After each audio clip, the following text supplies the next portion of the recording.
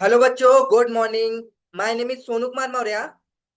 हम लोग आज सीए इंटरमीडिएट का क्लास कर रहे हैं, जिसमें आपका पेपर नंबर थर्ड शुरू किया था हमने, जो आपका है इनकम टैक्स एंड जीएसटी। हमने सबसे पहले जीएसटी स्टार्ट किया है। उसके बाद हम क्या स्टार्ट करेंगे? आपका जीएसटी। और जीएसटी किसके साथ पढ़ाएंगे? एडवांस अकाउंट के साथ। अभी क्या चल रहा है? कॉर्पोरेट एंड अदर लॉ और अपना इनकम टैक्स, जो कि एक थ्योरेटिकल है, एक प्रैक्टिकल है। इसके बाद जब हम शुरू करेंगे एक advance tax total practical and GST practical with theory, both है। ठीक है, चलो। तो अब हम आज आपका एक नया चैप्टर है, जो कि हेड से रिलेट करता है। Income, heads of income. पहली हेड्स हमने कंप्लीट करा दिया, जो कि आपका है income from house property. House property complete हो गया है भाई। हाउस प्रॉपर्टी से आपका 5 से 7 मार्क्स का पूछा जाता है, ठीक है ना। वैसे ही सेम टू सेम आपका सैलरी का भी 5 से 7 मार्क्स आएगा, ठीक है ना। चलो, सैलरी हो गई, कैपिटल गेन हो गया। कैपिटल गेन आपका 5 नंबर 7 नंबर का पूछा जाता है, सैलरी भी 5 7 नंबर की पूछी जाती है। और हेड्स आप मतलब कि हाउस प्रॉपर्टी भी आपका 5 से 7 नंबर की आती है, ठीक है। अब हम क्या करेंगे? सैलरी स्टार्ट करेंगे, चलो। अब आप लोग तो जानते होगे भाई, सैलरी क्या होती है। एम्प्लॉयर पे करता है एम्प्लॉय को सैलरी, आपने ये तो सुना ही होगा। एम्प्लॉयर क्या करता है? सैलरी पे करता है। किसको? एम्प्लॉयर पे करता है सैलरी एम्प्लॉय को, ठीक है ना, एम्प्लॉय को। तो अब अगर सैलरी जहां पे आएगी, वहां आपका किस प्रकार का रिलेशन होगा? एम्प्लॉयर एंड एम्प्लॉय का रिलेशन होगा। एम्प्लॉयर क्या करेगा? सैलरी प्रोवाइड करेगा किसे? एम्प्लॉय को। एम्प्लॉय उसके बदले क्या देगी भाई? सर्विस प्रोवाइड करेगा भाई। एम्प्लॉय जो भी रहेगा, एम्प्लॉयर का काम करेगा, बस सिंपल सी बात है। तो अब ये सैलरी जो है, ये सैलरी आपको समझ में आ रहा होगा, बहुत छोटी चीज है, ठीक है ना। सैलरी के अंदर बहुत सारी चीजें आती हैं, ठीक है ना। अब वो सारी चीजें हम लोग पढ़ेंगे, जैसे कि आपका एक बेसिक सैलरी मान लो जो मिलती है, जो आप जानते हो, वो तो है ही है, ठीक है ना। उसके बाद आपको बहुत सारे अलाउंसेस मिलते हैं, अलाउंस मिलते हैं। किसकी तरफ से? एम्प्लॉयर की तरफ से। अब अगर कोई भी बेनिफिट आपको एराइज होती है किससे? एम्प्लॉयर से। तो एम्प्लॉयर क्या करेगा? उसे सैलरी में ऐड करेगा। वेरी सिंपल सी बात है भाई, ठीक है ना। तो हमें क्या होगा भाई? बहुत सारे अलाउंस मिलेंगे, आपकी बेसिक सैलरी मिलेगी, और आपको पर्क मिलेगा, जो आपको परक्यूजिट होता है, ठीक है ना, परक्यूजिट वगैरह मिलेगा। ये सारा सब कुछ हम लोग क्या करेंगे? कैलकुलेट करेंगे। अब देखो भाई, ये अलाउंस, परक्यूजिट और आपकी बेसिक सैलरी, ये पूरी टैक्सेबल नहीं होती, पार्टली टैक्सेबल होती है, पार्टली एग्जम्प्ट होती है। तो अब हम सबके केस में देखेंगे कितनी एग्जम्प्ट है, कितनी टैक्सेबल है, ओके। तो अब हम क्या करेंगे? पूरा इनकम फ्रॉम सैलरी निकालेंगे, फिर हम टैक्स का कैलकुलेशन करेंगे, ठीक है ना। ये आपकी नॉर्मल इनकम होती है। कैपिटल गेन जो पढ़ोगे, वो आपकी स्पेशल इनकम होगी, ठीक है ना। अभी हमने हाउस प्रॉपर्टी पढ़ा, ये भी नॉर्मल इनकम है। चलो, जैसे कि आपका फॉर्मेट दे रखा है, कह रहा है कि आपको यदि कंप्यूटेशन करना है income under the head salary, ठीक है ना। ये क्या है? डिफॉल्ट टैक्स रिजीम है भाई। दो रिजीम होते हैं, एक जानते हो आपका, एक ऑप्शनल रिजीम है, एक डिफॉल्ट टैक्स रिजीम है, ठीक है ना। तो अगर आपका डिफॉल्ट टैक्स रिजीम रहेगा, तो इसमें क्या रहेगा? मतलब कि कुछ चीजें क्या रहेंगी? एडवांस में टैक्सेबल रहेगी, और ऑप्शनल में क्या रहेगा? पार्टली टैक्सेबल रहेगा, कुछ चीजें पार्टली वो एग्जम्प्ट रहेगा, ठीक है ना। अब बेसिक सैलरी मिली मान लो आपको, तो बेसिक सैलरी ऐड कर दो, ठीक है ना। फिर आपको फीस या कमीशन रिसीव हुआ, उसे क्या कर दो? ऐड कर दो। बोनस मिला, उसे क्या कर दो? ऐड कर दो। अलाउंसेस मिला। अब अलाउंसेस एक प्रकार के नहीं होते, बहुत सारे अलाउंसेस होते हैं, ठीक है ना। डियरनेस अलाउंस, आप कहोगे इसे भाई फुल्ली टैक्सेबल है। अगर आपका डिफॉल्ट टैक्स रिजीम के अकॉर्डिंग है, तो ये पूरा टैक्सेबल रहेगा, ठीक है ना। हाउस रेंट अलाउंस, अगर आपका डिफॉल्ट टैक्स रिजीम है तो फुल्ली टैक्सेबल है। अगर आपका डिफॉल्ट टैक्स रिजीम नहीं होता तो पार्टली एग्जम्प्ट होता, पार्टली टैक्सेबल होता, ठीक है ना। Same to same default tax regime के साथ आपका एजुकेशन अलाउंस अगर मिलता है, एजुकेशन अलाउंस मतलब भाई आप एम्प्लॉय हो, आपके बच्चों को क्या मिलेगा, एजुकेशन के लिए कुछ पैसे मिलेंगे, ठीक है ना। तो अगर आप डिफॉल्ट टैक्स रिजीम के अकॉर्डिंग टैक्स पे करते हैं तो वो फुल्ली टैक्सेबल हो जाएगा। अगर ऑप्शनल रिजीम के साथ आप टैक्स पे करेंगे तो उसमें कुछ क्या रहेगा, टैक्सेबल रहेगा, कुछ एग्जम्प्ट रहेगा, मतलब पार्टली टैक्सेबल, पार्टली एग्जम्प्ट, ठीक है ना। नेक्स्ट आपका अलाउंस आता है चिल्ड्रन हॉस्टल अलाउंस। मतलब चिल्ड्रन हॉस्टल अलाउंस क्या होता है, भाई आपके बच्चों को अगर पढ़ने के लिए भेजा जाएगा बाहर तो कहाँ रहेंगे, हॉस्टल में रहेंगे। तो हॉस्टल में रहते हैं तो एम्प्लॉयर कहती है अच्छा ऐसा करो, आप यहाँ आ जाओ भाई। अब कहेगा हमारे बच्चे घर पे रहेंगे तो पढ़ेंगे, घर से स्कूल जाएंगे, कॉलेज जाएंगे, जो भी जाना है। अगर हम दूर जा करके जॉब करेंगे तो हमारे बच्चों को भी भाई यहाँ वहां ले जाएंगे तो वहां उनको भाई हॉस्टल सब कुछ दिलाना पड़ेगा। तो एम्प्लॉयर कहता है रुको रुको रुको, अभी हम आपको अलाउंस प्रोवाइड करेंगे, ठीक है ना। अलाउंस में आपको बच्चे के लिए एजुकेशन के लिए भी मिलेगा, ठीक है, और किसके लिए, हॉस्टल अलाउंस के लिए भी मिलेगा। अब बट ये डिपेंड करता है आप किस रिजीम पे टैक्स पे करते हैं। अगर आप न्यू रिजीम से टैक्स पे करेंगे जिसे बोलते हैं डिफॉल्ट टैक्स रिजीम, तो उसके अकॉर्डिंग आपका फुल्ली टैक्सेबल रहेगा। अगर आप ओल्ड रिजीम में टैक्स पे करेंगे तो आपको क्या मिल जाएगा, कुछ एग्जम्पशन मिल जाएगी। ओके, समझ में आया। अब देखो, अब एम्प्लॉयर कहता है अरे नहीं नहीं नहीं, हम यहीं से आएंगे लेकिन दूर है तो आपके यहाँ जॉब नहीं करेंगे, हम कोई दूसरी जॉब ढूंढ लेंगे। तो एम्प्लॉयर फिर सेटिस्फाई करता है, कहता है अच्छा रुको भाई, डिस्टेंस है तो आने जाने में जो आपका खर्चा आएगा वो ट्रांसपोर्ट अलाउंस हम प्रोवाइड करेंगे, ठीक है ना। ट्रांसपोर्ट अलाउंस अब आपका क्या रहेगा, भाई अगर आपका क्या है, भाई पहले तो फुल्ली टैक्सेबल होता है, ठीक है ना। अगर आप क्या हो, आप ब्लाइंड हो, डेफ हो, डम्ब हो, एर्थोपेडिकली है, हैंडीकैप्ड एम्प्लॉय है, तो उसको 3200 पर मंथ ये ट्रांसपोर्ट अलाउंस एग्जम्प्ट हो जाएगा। बोलो समझ में आया कि नहीं आया।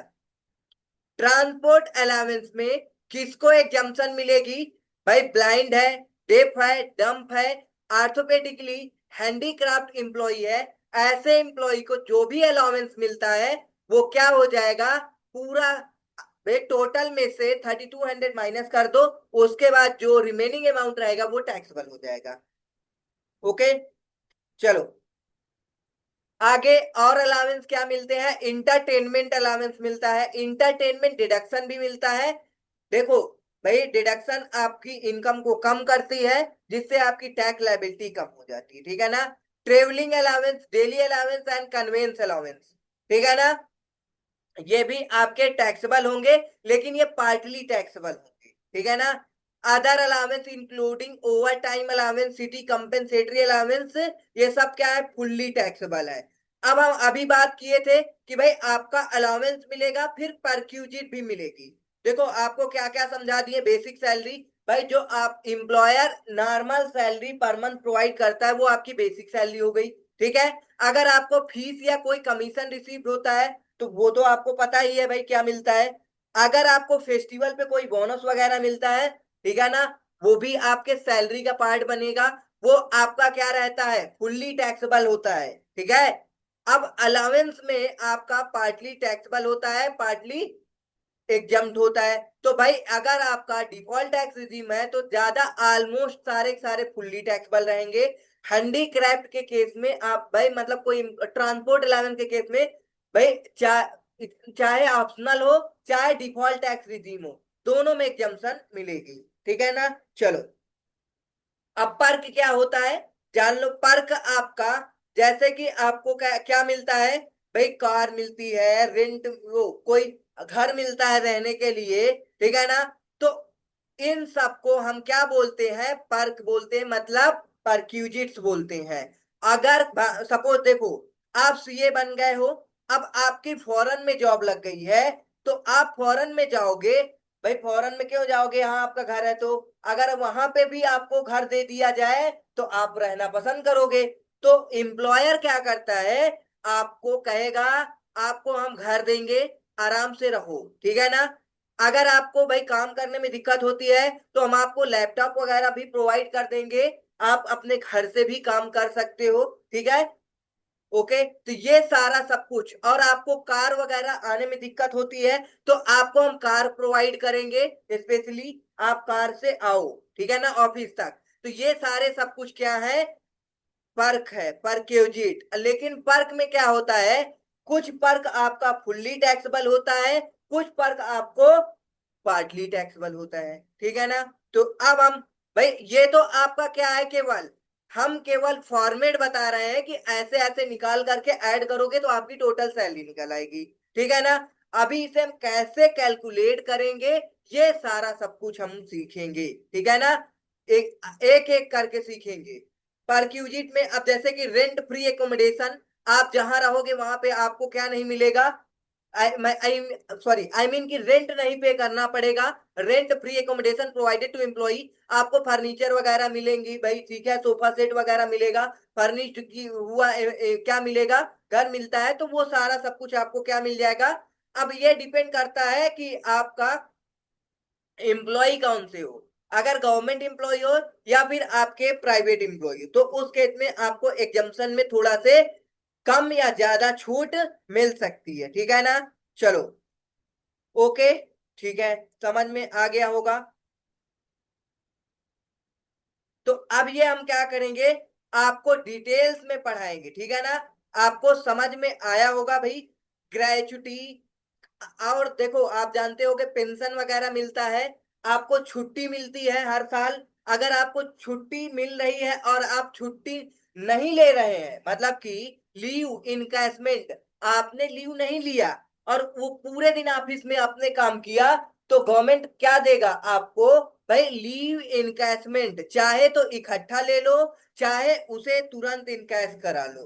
तो आप समझो, मान लो आपको पूरे साल में कितने दिन की, भाई मान लो 50-60 छुट्टियां मिल रही है, और आप उन सारी छुट्टियों को भाई क्या नहीं लेते हो, लीव नहीं लेते हो। तो अगर आप 50 से 60 या फिर जितनी भी छुट्टियां हैं मिल रही हैं आपको, 30-40 जो भी है, ये डिपेंड करता है एज पर एग्रीमेंट। तो अब मान लो आपने किसी एम्प्लॉयर के यहाँ 20 साल या 25 साल काम किया, तो भाई इससे मान लो 30 छुट्टियां साल भर मिलती हैं, या 25 या 30 या 40 या 50 मल्टीप्लाई कर दोगे, कितनी छुट्टियां मिली। अब इन छुट्टियों को आप क्या करोगे, तुरंत इनकैश करा लो या फिर उसे पेंडिंग रहने दोगे। जब पेंडिंग रहने दोगे तो वो क्या हो जाएगा, एकुमुलेट होता जाएगा, एकुमुलेट होने में आपका इंटरेस्ट भी बन जाएगा, ठीक है ना। फिर आपका क्या है, पेंशन वगैरह भी मिलती है। ओके, पेंशन हो गया। अगर आप कहीं बाहर घूमने जाते हैं तो उसके लिए आपको भी पैसा दिया जाता है, ठीक है ना। अब आपको एक ये सारा सब कुछ, अगर आपको जो देखो क्या क्या हमने बताया, बेसिक सैलरी हो गई, देखो एक नॉर्मल तरीके से समझो, बेसिक सैलरी हो गई, कमीशन या फीस वगैरह हो गया, ठीक है ना, फीस हो गया, और क्या हो गया आपको, कमीशन या फीस, या फिर बोनस वगैरह हो गया, ठीक। उसके बाद हमने क्या बताया, अलाउंसेस बताए, अलाउंसेस हो गए, ठीक है, अलाउंसेस। फिर उसके बाद हम आपको पर्क बताए, परक्यूजिट वगैरह, ठीक है ना, परक्यूजिट वगैरह। इन सबको ऐड कर दोगे तो आपको क्या निकल के आ जाएगा, ग्रॉस सैलरी निकल के आ जाएगी। अब मतलब कि ग्रॉस सैलरी आ गई है, तो उसमें से क्या माइनस करोगे, डिडक्शन माइनस करोगे। कितने डिडक्शन आपको सैलरी के अंदर मिलते हैं, 3 डिडक्शन मिलते हैं। फर्स्ट डिडक्शन स्टैंडर्ड डिडक्शन होता है। स्टैंडर्ड डिडक्शन आपका क्या होता है, अगर ऑप्शनल रिजीम है, मतलब आपका ओल्ड रिजीम है, तो 50,000 रुपया अपने ग्रॉस सैलरी से माइनस कर दो। अगर आपका डिफॉल्ट टैक्स रिजीम है तो 75,000 आपको डिडक्शन मिलेगा, जो कि स्टैंडर्ड डिडक्शन है, ठीक है ये। चलो, और 2 डिडक्शन कौन कौन से हैं, एक आपको इंटरटेनमेंट डिडक्शन मिलता है, क्या मिलता है, इंटरटेनमेंट डिडक्शन मिलता है। एक आपको और डिडक्शन मिलता है जो कि नाम है आपका भाई टैक्स से रिलेट करके है, ठीक है ना। तो 3 डिडक्शन आपको मिलते हैं।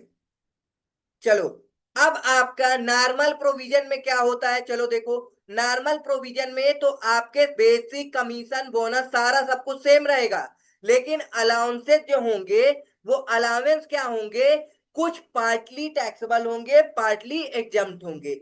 जैसे कि एचआरए हो गया, ठीक है ना, चिल्ड्रन एजुकेशन अलाउंस हो गया, ये सारे पार्टली, हॉस्टल अलाउंस हो गया। ट्रांसपोर्ट में तो सेम रहेगा, ठीक है ना, न्यू रिजीम ऑप्ट करो या ओल्ड रिजीम ऑप्ट करो, ठीक है। इंटरटेनमेंट अलाउंस फुल्ली टैक्सेबल रहेगा। ट्रेवलिंग अलाउंस अगर आपको मिलता है तो इसमें भी एग्जम्पशन मिलेगी, ठीक है ना। अदर अलाउंस, फिर उसके बाद पर्क भी जो है वो पर्क में भी कुछ डिडक्शन मिल जा, सॉरी क्या मिलता है, एग्जम्पशन मिलता है। तो इन सारे भाई अलाउंस में एग्जम्पशन कितना मिलेगा, कैसे कैलकुलेट करोगे एग्जम्पशन को, कितना आपका टैक्सेबल अमाउंट बनेगा, आप बात करें चाहे अलाउंस की चाहे परक्यूजिट की, वो सारा हम डिटेल्स में अब पढ़ेंगे। ये देखो पूरा ये क्या है, ओल्ड रिजीम के अकॉर्डिंग भाई एक इंडिविजुअल सैलरी जिसको दी जाती है, केवल सैलरी ही नहीं होती, मतलब सैलरी के अंदर बेसिक सैलरी नहीं होती। आप जानते होगे किसी का अगर पैकेज लगता है भाई 1 करोड़ रुपए अगर पर ईयर मिलता है, तो 1 करोड़ रुपए ये इसके अंदर सारा सब कुछ ऐड होता है, अलाउंस परक्यूजिट बोनस भाई और भी जितनी सारी चीजें हैं वो सब ऐड करके आपको 1 करोड़ का पैकेज बनता है, ठीक है ना। पेंशन वगैरह जो भी होगा, ठीक है, ग्रेचुटी वगैरह सब इसमें ऐड किया जाता है। चलो ठीक है। तो अब आपको, जैसे कि हमने डिडक्शन के बारे में बताया था, डिडक्शन स्टैंडर्ड डिडक्शन होता है, जो कि अगर आप ऑप्शनल रिजीम है तो 50,000 और न्यू रिजीम है तो 75,000 आपको क्या मिलता है, डिडक्शन मिलता है, ठीक है ना। ये देखो दे रखा है 75,000 डिफॉल्ट टैक्स रिजीम में, ऑप्शनल टैक्स रिजीम में 50,000 रुपए, ठीक है। ये चारे कैलकुलेट कैसे करते हैं ये सारा हम आपको सिखाएंगे, ठीक है। उसके बाद एक दो डिडक्शन और है, कौन कौन डिडक्शन, इंटरटेनमेंट अलाउंस, ये केवल गवर्नमेंट एम्प्लॉय को मिलता है, ठीक है ना। प्रोफेशनल टैक्स हमने बताया था, प्रोफेशनल एक टैक्स से रिलेटेड क्या डिडक्शन मिलता है, तो आपको डिडक्शन कितने हो गए, deduction under section 16 first A, नहीं नहीं नहीं, ए फर्स्ट नाम से है, उसके बाद सेकंड, उसके बाद आपको थर्ड, ठीक है ना। 3 डिडक्शन हो गए हैं, ठीक है ना। तीनों डिडक्शन को आपको याद रखना है, ठीक, कैसे क्या। चलो, तो अब फॉर्मेट एक बार फिर से हम बता देते हैं, आपका फॉर्मेट क्या होता है, आपकी बेसिक सैलरी होती है, फिर आपको अगर डीए वगैरह मिला है तो वो हो जाएगा, अलाउंस भाई और क्या कमीशन दे दिए, मान लो कमीशन है या फीस वगैरह है, बोनस वगैरह है तो बोनस वगैरह हो गया, अलाउंसेस है अलाउंस पूरा निकाल लो। भाई अब अलाउंस में कुछ अलाउंस फुल्ली टैक्सेबल होंगे, कुछ पार्टली होंगे, तो जो टैक्सेबल वाला है यहाँ ला करके लिख दो। फिर आपकी पर्क मिलेगा, परक्यूजिट भी फुल्ली टैक्सेबल नहीं होती, कुछ फुल्ली टैक्सेबल है कुछ पार्टली, तो जो पार्टली है उसका टैक्सेबल अमाउंट यहाँ लिख दो। मतलब कि ये आपका टोटल निकलता चला आएगा, ठीक है ना, ये टोटल होता जाएगा। फिर ये टोटल होने के बाद आप क्या करोगे, आपका क्या निकल के आएगा, ग्रॉस फ्रॉम सैलरी, ठीक है ना। Gross sale from sale gross आ जाएगी, ग्रॉस सैलरी बोल सकते हो, ग्रॉस सैलरी आ गई। अगर आपकी ग्रॉस सैलरी आ गई है तो अब आप क्या करोगे, अपने ग्रॉस सैलरी में से माइनस करोगे क्या, डिडक्शन लेस। फॉर्मेट याद कर लो भाई, इसे बना लो रफ में। क्या करोगे, ग्रॉस डिडक्शन माइनस करोगे, वो सॉरी भाई डिडक्शन माइनस करोगे, लेस डिडक्शन, कौन कौन से भाई डिडक्शन, अंडर सेक्शन 16, भाई 16 1 है, 2 है और आपको 3 है, तीनों डिडक्शन को माइनस कर दोगे तो आपकी नेट सैलरी आ जाएगी, ठीक है, नेट सैलरी आ जाएगी, ठीक है। अब ये टैक्सेबल सैलरी जिसे बोलते हैं, ठीक है। अब अगर आपको और डिडक्शन दे रखे हैं जैसे कि 80C से लेकर के, ये तो केवल सैलरी के डिडक्शन थे, ठीक है ना, आपको डिडक्शन 80C से लेके 80U तक और डिडक्शन है, ठीक है। अगर वो डिडक्शन आपको मिल रहा है तो वो भी माइनस कर लो, जब माइनस कर लोगे तो आपकी नेट सैलरी आ जाएगी। जो नेट सैलरी आई है उसे आप क्या करो, जो बेसिक चैप्टर 1 पढ़ाए थे उसमें टैक्स का कैलकुलेशन करना सिखाए थे, ठीक है ना, तो टैक्स का कैलकुलेशन आराम से कर लो। ओके, बोलो समझ में आया? चलो, ये था आपका फॉर्मेट। आई होप सारा सब कुछ फॉर्मेट तक समझ में आ गया होगा। अब मिलते हैं नेक्स्ट सेशन में, ठीक है ना? अब हम लोग क्या करेंगे, मिलते हैं नेक्स्ट सेशन में, ठीक है? Thanks for watching. Okay, like कर दो भाई, सब्सक्राइब कर दो सेशन को।